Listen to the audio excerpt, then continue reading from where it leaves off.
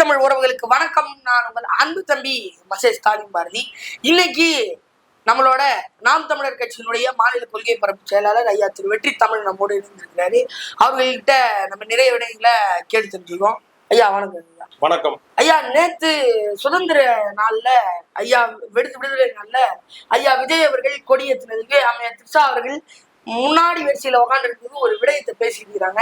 அது என்னவா இருக்கும், எப்படி நீங்க அதை பாக்குறீங்க? தமிழ்நாட்டுல 80ஆம் ஆண்டு விடுதலை நாள் சுதந்திர தினத்தை தமிழ்நாடு அரசு சார்பாக கொண்டாட்டத்துல திரிஷா அவர்கள் அது ஒரு பேசும் பொருளா வரலாம், பிரச்சனை இல்லை. ஆனா அது மட்டுமே ஒரு பேசும் பொருளா அவர்களை மட்டுமே குறி வச்சு இந்த ஊடகங்களுக்கும் ஒரு அறம் இல்லாம, ஒரு நெறி இல்லாம, ஒரு பிற்போக்குத்தனமா அதை போடுறாங்க. செய்யறது தவறு. அவங்களுக்கு அழைச்சி வரிசையில் உட்கார வைக்கிறது என்னன்றதை நம்ம பேசுவோம். ஆனா அந்த ஊடகங்களையும் நம்ம ஒரு வகையில குறை சொல்றோம்னு இல்லை, அவங்களுக்கு இந்த இறையா எடுத்து கொடுக்குறாங்க. இப்போ பங்கேற்பாளர்கள்ல ஒரு ஆளா திரிஷா அவர்கள் இருந்தாங்கன்னா பிரச்சனை இல்லை, யாருக்கும் எந்த ஒரு இல்லை. அவங்களும் ஒரு குடிமகள், இந்த நாட்டின் குடிமகள், எங்க வேணா உட்காந்துக்கலாம், நிகழ்ச்சியை பங்கேற்கலாம்.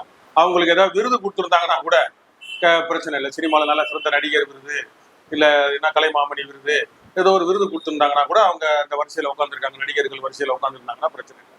அவங்க ஏதோ ஒரு தமிழ்நாடு ஆளுநர் போல, இல்லை அரசு பணியாளர் போல, அரசு ஊழியர் போல, அரசு அமைச்சர் போல அவங்கள முதல் வரிசையில உட்கார வைக்கிறாங்க.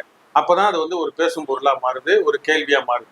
இன்னொரு பக்கம் அவங்கள பற்றி அவதூறாகவோ இல்லை அவங்க உடல் மொழியவோ அவர்களை ஒரு நக்கல நையாண்டியாகவோ பேசினா அது எதிர்கட்சி தலைவர்னு கூட பாரபட்சம் பார்க்காம ஒரு வழக்கு தொடர்ந்து அவங்கள திரிஷா அவர்கள் தனிப்பட்ட முறையில் அவங்கள வழக்கு தொடராம தமிழ்நாடு அரசு அவங்கள விரட்டி கைது செய்து எல்லாம் பண்ணுது. அதே நேரத்துல அவங்கள ஒரு சிறப்பு அழைப்பாளராக கூட்டிட்டு வரப்படுறது இது ஒரு பெரிய சிக்கலா இருக்கு. இந்த சிக்கலுக்கு முற்றுப்புள்ளி வைக்கணும்னா அது விஜய் அவர்களால தான் முடியும். அவர் நீங்க திரிஷாவை எங்க வேணா கூட்டிட்டு வாங்க, எங்க வேணா அவங்களை உட்கார வைங்க, அவங்களுக்கு உங்க கட்சியில ஒரு பொதுச் செயலாளர் போஸ்ட் பொறுப்போ, இல்லை இடைத்தேர்தலில் நிக்க வச்சு எம்எல்ஏ ஆக்குறதோ, இல்லை ஒரு நாடாளுமன்ற உறுப்பினர் ஆக்குறதோ, இல்லை உங்க பொறுப்பை கொடுத்து அவங்கள முதலமைச்சர் ஆக்குறதோ, அந்த மாதிரி ஆக்கிட்டு உட்கார வைங்க. அது ஒரு புரோட்டோகால் படியோ ஏதோ ஒரு வேற வழி இல்லாம ஏத்தானே ஆகணும். உங்களை ஏத்துக்கிட்ட மாதிரி அவங்களும் ஏத்துக்கிட்டு தான் ஆகணுன்ற மாதிரி நிலைமை வரும்.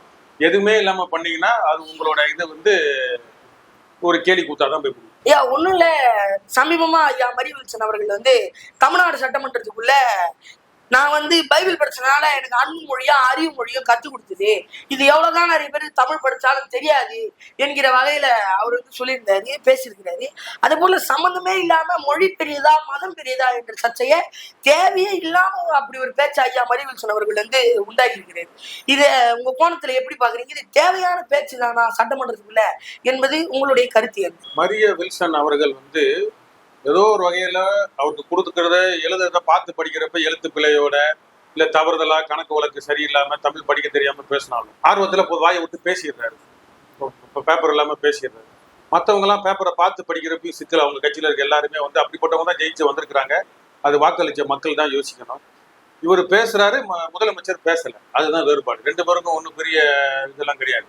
முதலமைச்சரும் பார்த்து தான் படிக்கிறாரு பேப்பர். அவர் பேப்பர்ல காகிதத்தை பார்த்து படிக்கிறப்ப செய்தித்தாள் படிச்சிருந்தா உங்க அரசியல்லாம் தெரியும் அப்படின்றாரு.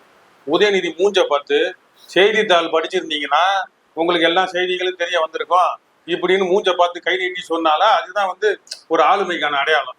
முடியை இப்படி கீழே இறக்கி விட்டுக்கிட்டு மூஞ்சை மறைச்சிக்கிட்டு அப்படி நிமுறாம நெத்தியை பார்க்காம முடியை விழிக்காம நீங்க செய்தித்தாள் படிச்சிருந்தா அப்படின்னு இருக்கும். அப்ப மரியவில்சன் தன்னறியாம உளறிடுறாரு. இவர் எழுதி கொடுத்ததை மட்டும் வாசிக்கிறதுனால அந்த வேறுபாடு தெரியல. அப்படி தெரியணும் அப்படின்னா அவங்க அமைச்சர்கள் எல்லாருமே மன்மத நன்றிகள்னு ஒரு அம்மா பேசுறாங்க, எழுதி கொடுத்ததை பார்த்து படிக்கிறப்பையும். அப்ப இன்னொரு அம்மா என்ன எது பேசினாலும் பாஞ்சி வர மாதிரி, சிவகாசி எம்எல்ஏ பாஞ்சி வர மாதிரி அப்ப தற்குறின்றதை கடந்து இவங்க ஒரு புது ஸ்பீசிஸ், ஒரு புது உயிரினன்ற மாதிரி, புது உயிரினன்ற மாதிரி நம்மளுக்கு இது கண்டறிய வேண்டியதா இருக்கு. இதை நம்ம மரியவில்சனோட நிப்பாட்டாம இவங்க ஒழுங்கா எழுதி கொடுக்கறத ஒப்பிச்சுட்டு போற ஆட்களாக இருந்திருந்தாங்கன்னா கூட சரியா இருக்கும்.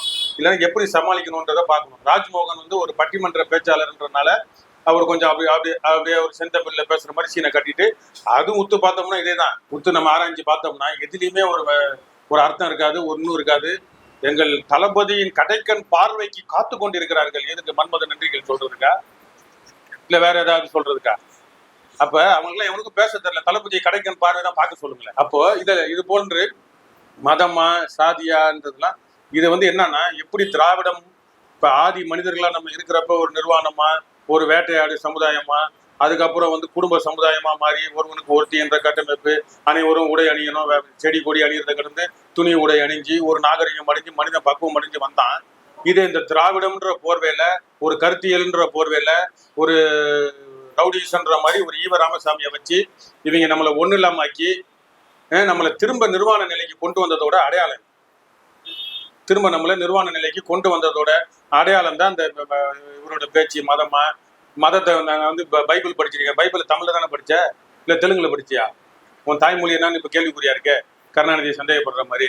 அப்போ இதை வந்து திமுக அந்த திராவிட கட்சிகள் வந்து சினந்து எழுந்திருக்கணும். அவங்க இறக்கப்படுறாங்க மரிய வில்சனுக்கு. என்னமா அவரை பர்சனலா அட்டாக் பண்ண மாதிரி. நாங்க உன்னை பர்சனலா அட்டாக் பண்ணல தம்பி, உன்னை தனி மனித ரீதியா எந்த ஒரு தாக்குதலுக்கும் நாங்க உள்ளாக்கல. நாங்க வந்து கேட்கிற கேள்வி வந்து உன் தமிழ் சரியில்லை, உன் பேச்சு சரியில்லை, திருத்திக்கன்னு தான் சொல்றோம். அதை நீங்க சரி செஞ்சுக்கங்க, நீங்க ஒரு திமுறா பேசாதீங்கன்னு சொல்லியிருந்தா இவங்க முத்தமிழ் அறிஞர் கருணாநிதியோட வளர்ப்பு, கருணாநிதி தமிழன், அவர் தமிழ் அறிஞர்னு எல்லாம் சொல்ல வரலாம். இதுலயே தெரியுது நீங்க ஒருத்தனும் தமிழன் இல்லடா, தமிழுக்கும் தமிழர்களுக்கும் எதிரானவர்கள் தெரியுது. இவங்க உருவாக்கின குப்பை தான் எதிர்க்க உட்காந்துருக்கு. திராவிடம் உருவாக்கிய குப்பை தான் ஆளுங்கட்சி வரிசையில உட்காந்துருக்கு. இதுதான் உண்மை. ஒண்ணு இந்த மன்மத நன்றிக்கு வந்து கொஞ்சம் விளக்கம் சொன்னீங்கன்னா சிறப்பா இருக்கு. ஏன்னா இது வரைக்கும் நான் மன்மத நன்றி என்ற சொல்லாடலை கேள்விப்பட்டதே இல்லை. இனிமேல் வர புது டிக்ஷனரியை தான் எடுத்து தேடி பார்க்கணும். மன்மத நன்றி என்றால் என்ன அப்படின்னு ஏஐல போட்டா கூட கிடைக்க மாட்டேங்குது. மன்மத நன்றி என்றால் என்ன அப்படின்னு ஏன் இதை நம்ம சந்தேகப்படுறோம் அப்படின்னா, ஏற்கனவே தாவேக்காலையும் திமுகலையும் நிறைய மன்மதர்கள்லாம் இருக்கிறதா நம்ம கேள்விப்பட்டோம். அதனால மன்மதர்களுக்கெல்லாம் நன்றி செலுத்துறோம் அப்படின்னு சொன்னாங்களா என்னன்னு தெரியல. அந்த மன்மத நன்றி அப்படின்னா அது என்ன பொருள்? தாவேக்காரங்க பேசுறதுக்கு எல்லாமே வந்து நம்ம அர்த்தம் பண்ணணும்னா ரொம்ப கடினமான வேலை. முடியல. அதுக்கு நம்ம தமிழும் படிச்சிருக்க கூட பைபிள் படிச்சனாலும் நம்மளுக்கு அறிவு வராது. அதனால அவங்க இன்னும் நிறைய பேர் பேசுவாங்க. என் பேரு கஜேந்திரன் சொல்லி பேச தெரியாத ஒரு எம்எல்ஏவா இருக்கிறப்ப பெண்ணாகரத்துல,